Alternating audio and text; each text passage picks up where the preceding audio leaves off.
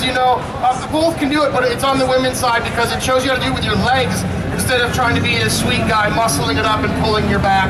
I'm sure a lot of us can attest to that. Yeah, small to large, anyone can do this, but small people ride motorcycles as well. And you are going to live this.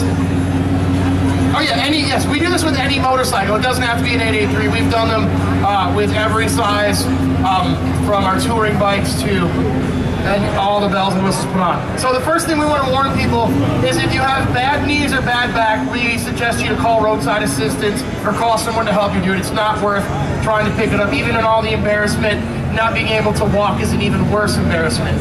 Secondly, if you're on an incline or a decline, you need to be extra careful and ask for some assistance. You can't really do it by yourself because the bike can take away and go off on you. Also, you want to make sure all the debris is cleared. Oh, if there's fluids coming out of the bikes, put out your cigarette. That's a really important one.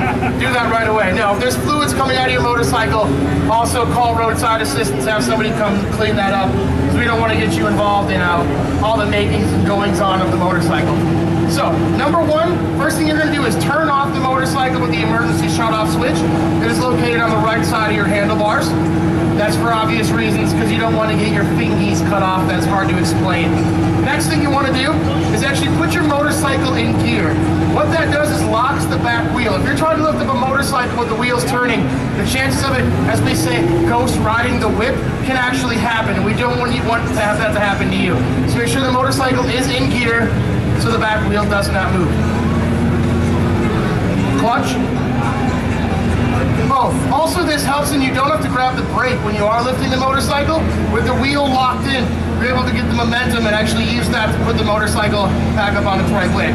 The next step you want to do is actually put up the kickstand. Now I know it looks goofy that you're putting up a little flag to say I did it, but this is absolutely detrimental.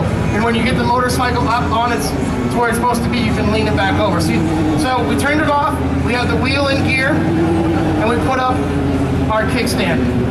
Now comes the fun part. We're going to kick away all the debris because the chances of you putting your motorcycle down and there not being sand or rocks or loose gravel is few and far between. So we want to make sure that's all nice and cleared away. Next thing we want to do is take a seat on the motorcycle. And the booklets and things, it tells you to sit as low in the seat as you can. We've noticed that if you sit on top a little bit, you get a little more of that angle. And again, all you need to do here is your legs. You barely need to even hold on to the motorcycle. It all comes from the hips and the legs to get it up. So we're going to sit on top of the motorcycle on the seat. Next, with our left hand, we're going to reach down and grab the handlebar furthest away from us. As you can see, it's a fine grip. Now, if you have some sort of long, gangly, go-go gadget arm with you, you can try to reach down and grab that fender. If you can't, not a big deal. Again, all this lift is in the legs. There's no upper body needed at all. But what we're going to do is, since we have our left hand on the far grip, and we're sitting on top, what we're going to do is grab onto it and just start leaning ourselves back. You can see you're getting a nice grip on it. Now right here is where some of the bigger, larger motorcycles only tip over to this far because they have all the accessories and the bags and such on it. So when you get to this position, you want to actually reposition your body. Kind of a reset for anybody that's lifted weights before. You're going to scooch down a little further in the seat.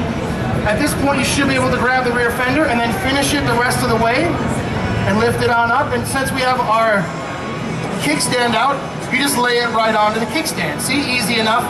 So easy a girl can do it, but fellas, believe me, we've all been in this position to say the least.